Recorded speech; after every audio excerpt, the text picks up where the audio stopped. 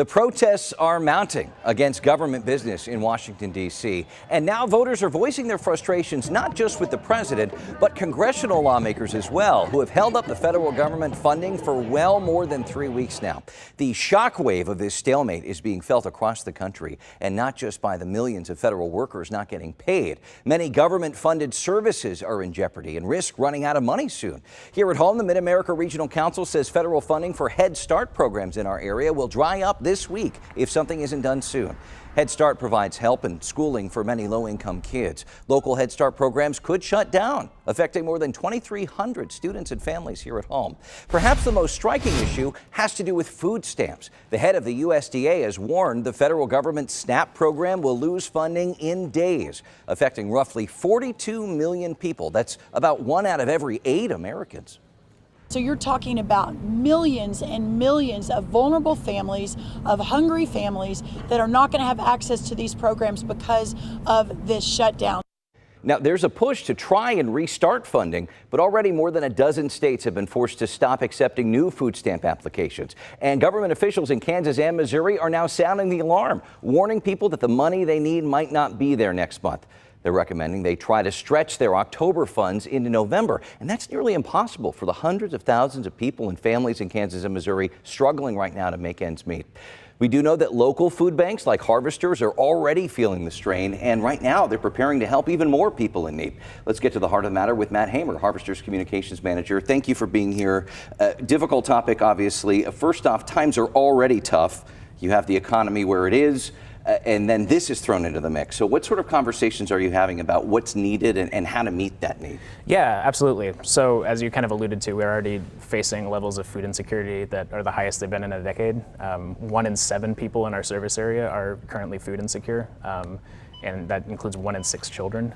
So the need is huge already on top of this announcement that SNAP funds are potentially not going to be issued in November. So we're already having conversations with some of our higher capacity organizations that we work with, if they can do more, if they can be open more hours, if they can take on maybe additional distributions and that kind of a thing. So we're already starting to have those conversations the same way we would around a national disaster. It's the kind of, or a natural disaster rather.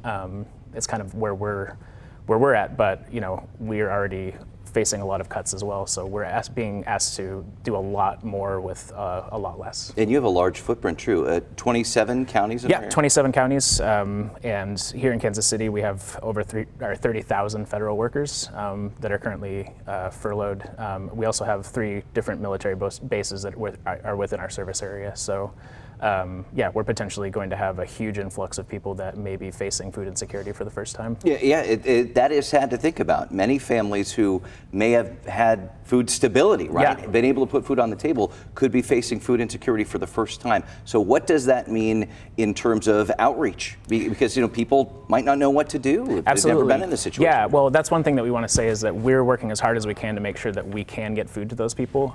So we're calling on the community to please, if you can, we need donations now more than ever. But we also want to stress that if you are in a position that you're needing food assistance, do not feel guilty about it. It's totally okay. Everyone ends up in that position sometimes, and we want to be there for help. You can visit our website. We have a tool on there called the Food Locator that you can type in your zip code, and you'll get a list of all of the pantries that are in your area that you can go and potentially get help from. As you said, you have to try to remove the stigma before it even starts in this case. Oh, I mean, almost every single person that we serve works so hard, and the thing that we also stress is that if food insecurity is something that you're facing, that's not the only thing that you're facing if you're in a position where you can't afford food, but it is one of the needs that needs to get addressed first before you can move on to addressing any of the other things that you have going on. And so we just wanted people to know that we need help, but we're also here to help. If someone is blessed enough to be in a position where they can help you and can help these people, how do they do it?